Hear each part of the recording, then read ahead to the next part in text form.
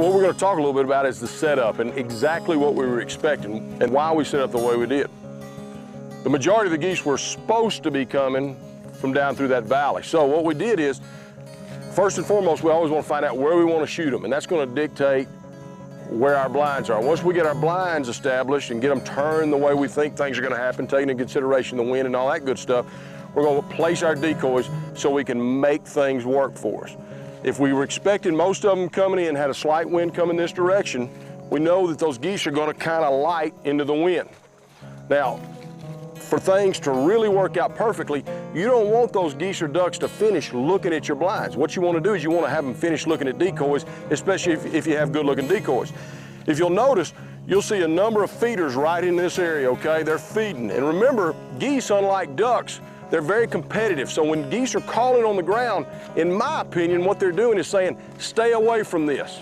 Stay away from it. So as a goose caller, which I'm not, but the good ones that I get an opportunity to hunt with, what they'll do is they'll start slow. They'll get their attention. As those geese come in, they'll do just the opposite of what most great duck hunters will tell you.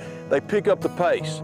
What they're saying is, stay away, this is my food. This is my food. The louder you get, the more aggressive the geese in the air come up. So they're gonna see these feeders right here.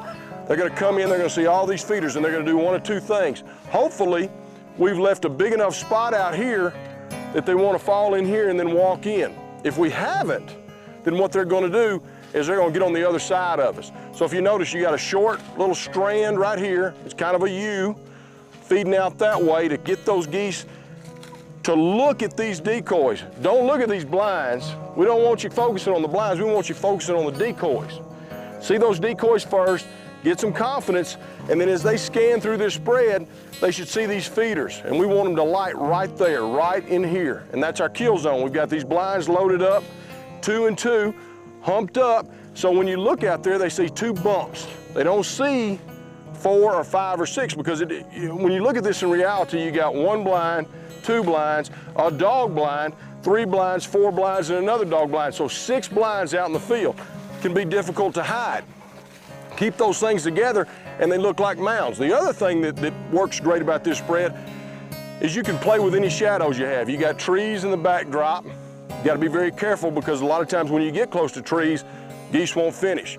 So that we're far enough away for that to happen. If the sun comes up, we're going to be able to play with shadows a little bit, and we're not on top of the horizon.